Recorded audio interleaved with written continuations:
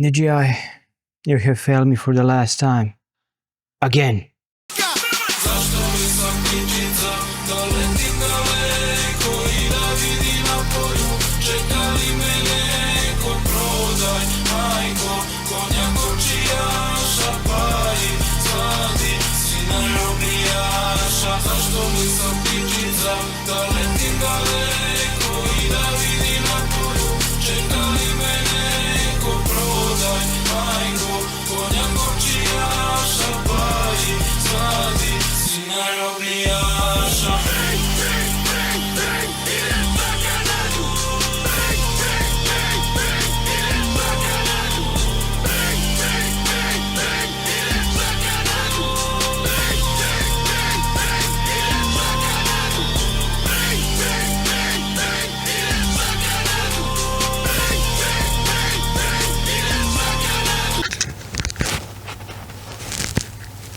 I'm in Romania. I'm filming a 2-week project. It's fun. I met a lot of people. Everything was going perfect until this little bastard started acting up. Using the dial resulted in a jittering output. I mostly use the dial for controlling my focus motor, but for troubleshooting purposes, I remapped it to roll, pan, tilt axis, camera shutter, ISO control, but the result was always the same: jitter, and lots of it. The reason this is a really big issue for me is because I use manual focus lenses exclusively, so if I can't control the focus motor, gimbal is useless to me. All of the symptoms pointed to this being a hardware issue, most likely a faulty potentiometer.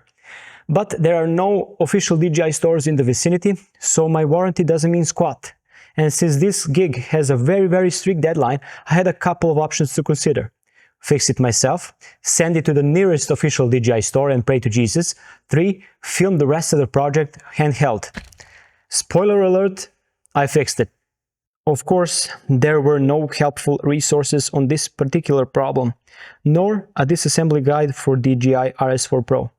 But I found a video depicting a disassembly for RS2 and following it managed to tear down the head. You have to remove 10 screws. Doing this will of course void the warranty, and be careful when opening up the head. There are few thin flat cables which are glued to the PCBs, so it's quite easy to rip them out. After that, I've taken out the potentiometer and gave it a clean. It turns out that a super small iron filling, barely visible by the naked eye, got stuck inside and caused a faulty readout. I'm not surprised it was able to squeeze in. There's a lot of space here, as you can see. And I did film welding up close. This is not where my troubles ended though. One of my small and portable LEDs, Molus G60, also caused a scene. The thread on it got all worn out, and I left my Bowens mount at home. I didn't want to travel with big soft boxes. Luckily, I always bring small rig clamps with me, so I just mounted it on the light stand and clamped the light on it. This does not excuse shitty quality control on Xeon's side though. My Xeon M20C RGB fell from the scaffolding.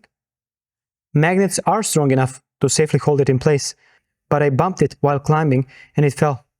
This is the damage it sustained. No functional issues whatsoever, purely cosmetic.